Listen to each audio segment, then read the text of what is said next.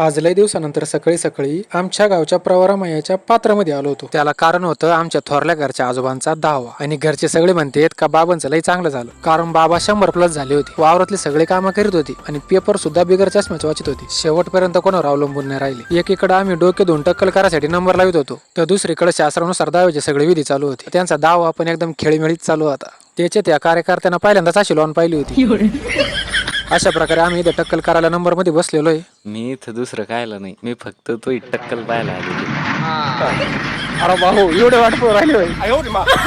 इकडे या सगळ्या प्रोसेस उस्तवर तिकडे कीर्तन सेवा चालू होती. जनसमुदाय पण भरपूर जमला होता. बाबाचं आयुष्य एवढं समाधानी व्हायला होतं का त्यांनी 1 मिनिटात घास घेतला. मग याच्यानंतर लोकांचे जेवण झाल्यावर पण उरलेला अन्न वाया जाऊ न देता या मुख्य जीवांच्या मुखी लावलं. आणि मग आम्ही सगळ्या भावांनी मिळून आपली प्रवरामाया पहिली होती तशी स्वच्छ केली. आणि मग घरी येतानाच भावड्याच्या टपरीत सीन झाला. भावड्या कुठून टाक.